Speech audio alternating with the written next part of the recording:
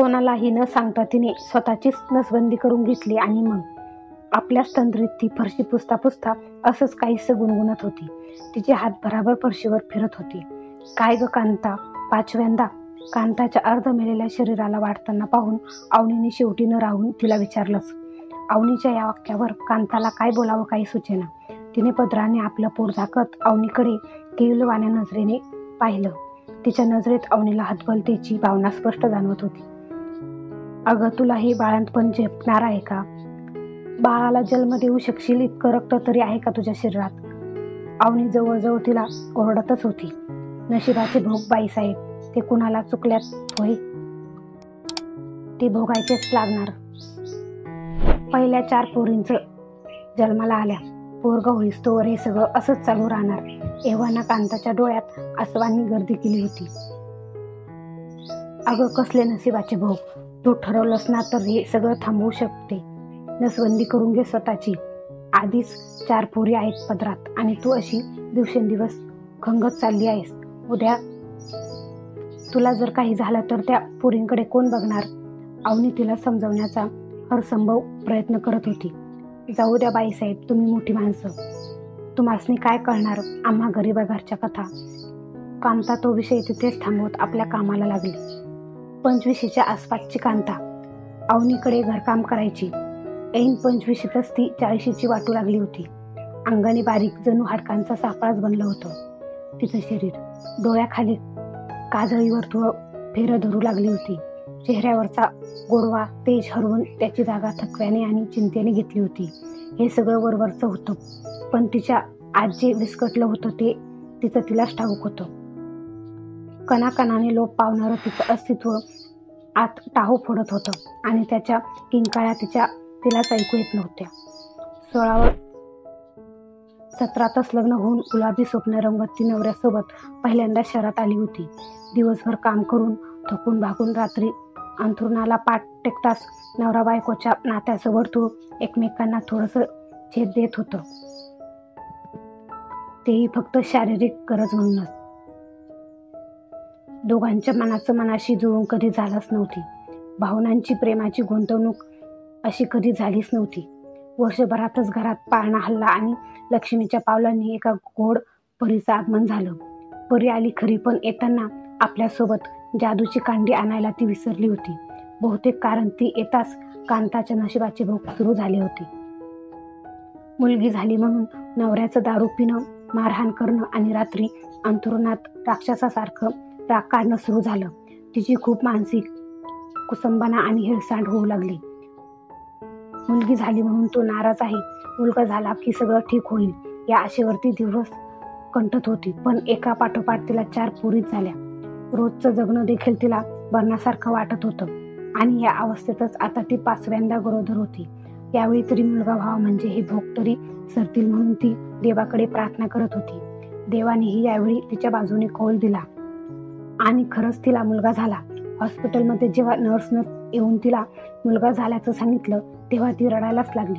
कमकुवत अशक्त शरीरात बाळ सांभाळण्यामुळे आलेला थकवा आणि 6-7 तास सहन केलेल्या प्रसवकळेचं दुःख एका निमिषात दूर झालं. मुलगा झाल्यावर तरी ग्रह फिरतील आणि सुखदारी येईल अशी आशा होती तिला, पण तसं काहीच घडलं नाही. पूर्वीचे वाईट प्रकार सुरूच राहिले. अन्याय आणि राक्षसासारखं वागणं हे कमी होण्याऐवजी अधिकच वाढत होतं. आता माझं काय चुकलं?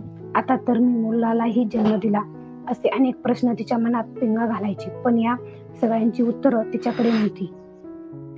हळूहळू तिला आता खात्री पटत चालली होती की तिच्या नवऱ्याला राक्षस बनण्याची सवयच लागून गेली आहे.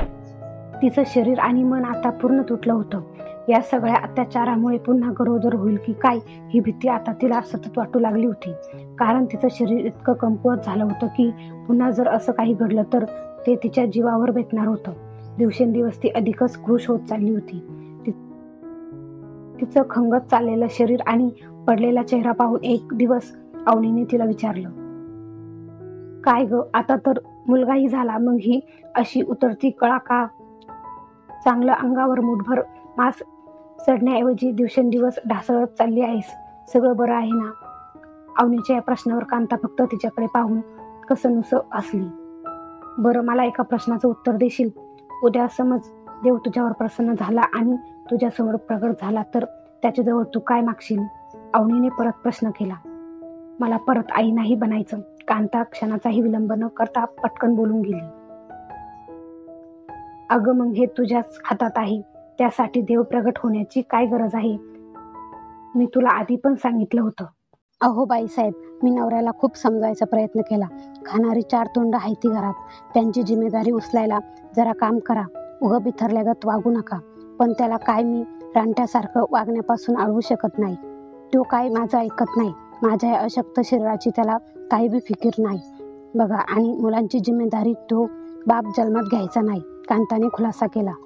अगं पण कांता, तू त्याला रात्री अडवू शकत नाहीस, पण स्वतःला गरोदर होण्यापासून तर वाचवू शकतीस ना. माझा ऐक, तू नसबंदीचं ऑपरेशन करून घे. अवनीने उपाय सुचवला.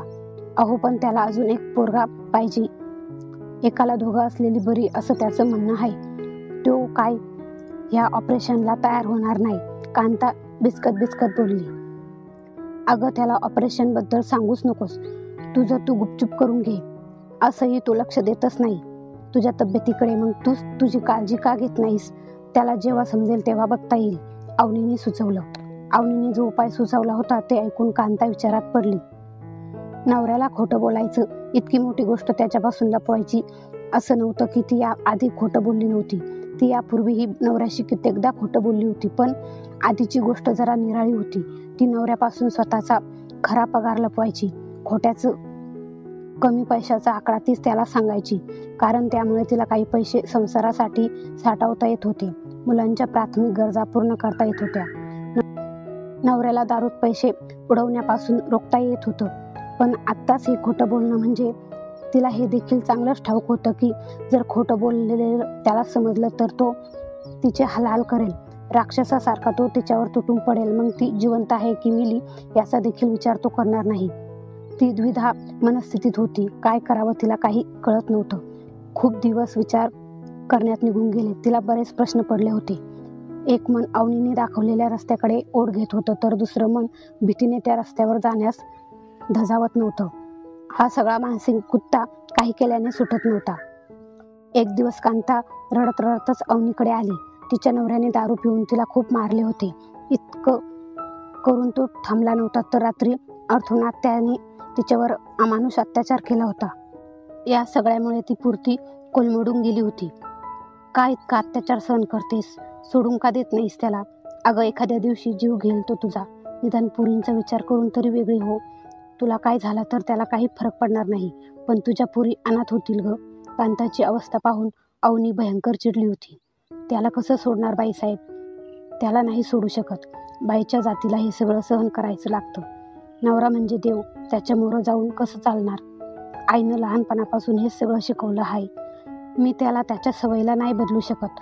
मग मॅच ह्या सगळ्याची सवय स्वतःला लावून घेतली आहे बघा. पण ह्या समध्यात म्या परत पोटूशी राहिली तर त्याला अजून एक पोरगा पाहिजे.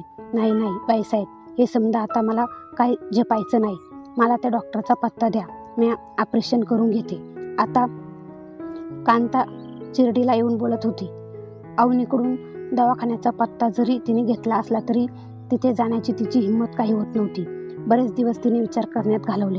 काही दिवसाच्या विचारांती नवरा आणि मुलींना खोटं सांगून ती एकटीच दवाखान्यात गेली. अवनीचा मानसिक आधार तिला होताच तरीही तिच्या मनात एक प्रकारची भीती दाटून आली होती. वारंवारच्या आईपणामुळे तिच्या शरीराची चाळण झाली होती. हे एक पाऊल उचलण्यामुळे किमान जबरदस्तीच्या नको असणाऱ्या आईपणापासून तरी तिला सुटका मिळणार होती.